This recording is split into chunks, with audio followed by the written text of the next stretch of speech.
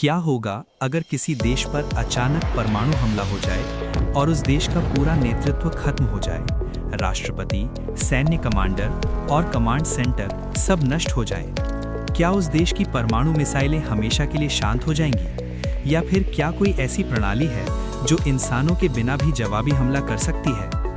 रूस के बारे में कहा जाता है कि उसके पास ऐसा ही एक सिस्टम मौजूद है। इसका नाम है पेरीमीटर, जिसे अक्सर डेड हैंड कहा जाता है। इस सिस्टम की कहानी शुरू होती है कोल्ड वॉर के दौर से।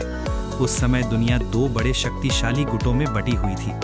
एक तरफ अमेरिका और उसके सहयोगी देश थे और दूसरी तरफ सोवियत संघ। दोनों के पास हजारों परमाणु हथियार थे और सबसे बड़ा डर ये था, अगर कोई देश अचानक हमला करके दुश्मन के नेताओं और कमांड सिस्टम को खत्म कर दे तो जवाब कौन देगा? इसी डर ने जन्म दिया एक ऐसी प्रणाली को जिसका उद्देश्य बहुत साफ था।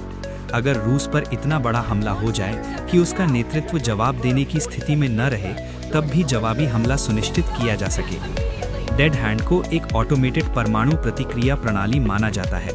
इस सिस्टम में कई प्रकार के सेंसर जुड़े होते हैं जो लगातार वातावरण और सैन्य संकेतों को मॉनिटर करते रहते हैं। ये सेंसर तीन मुख्य चीजों को जांचते हैं। पहला, अचानक बढ़ा हुआ रेडिएशन। दूसरा, बड़े विस्फोटों से पैदा हुए भूकंपीय झटके। और तीसरा, सैन्य कमांड और नेतृत्व से संपर्क का पूरी तरह टूट जाना।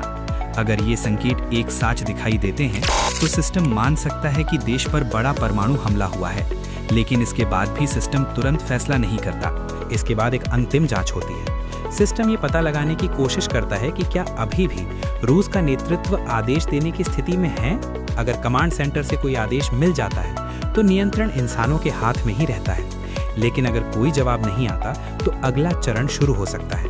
इस स्थिति में एक विशेष मिसाइल लॉन्च की जाती है। ये सामान्य परमाणु मिसाइल नहीं होती, इसे कमांड मिसाइल कहा जाता है। इसका उद्देश्य किसी शहर को नष्ट करना नहीं होता। इसका असली काम होता है पूरे देश में परमाणु मिसाइल सिस्टम को लॉन्च सिग्नल भेजना। ये मिसाइल रूस के ऊपर उड़ते हुए शक्तिशाली रेडियो सिग्नल प्रसारित करती है। ये सिग्नल भूमिगत मिसाइल साइलों तक पहुंचते हैं, मोबाइल लॉन्चर तक पहुंचते हैं और समुद्र में मौजूद परमाणु पनडुब्बियों तक भी पहुंच सकते हैं। जैसे ही ये सिग्नल मिलता है, मिसाइल साइलों के दरवाजे खुलने लगते हैं, रॉकेट इंजन जलते हैं और एक एक करके परमाणु मिसाइलें आसमान की ओर उड़ने लगती हैं। कुछ ही मिनटों में सैकड़ों वॉरहेड दुनिया के अलग अलग लक्ष्यों की ओर बढ़ सकते हैं, बड़े शहर, सैन्य ठिकाने और रणनीतिक केंद्र। इस सिस्टम का उद्देश्य युद्ध शुरू करना नहीं था।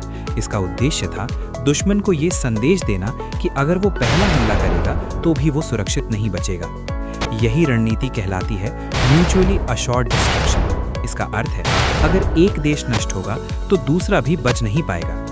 डेड हैंड जैसे सिस्टम हमें याद दिलाते हैं कि परमाणु युग में शक्ति और विनाश के बीच संतुलन कितना नाजुक है, क्योंकि कभी-कभी दुनिया की सबसे बड़ी ताकत किसी हथियार में नहीं होती, बल्कि उस डर में होती है कि जवाब जरूर मिलेगा।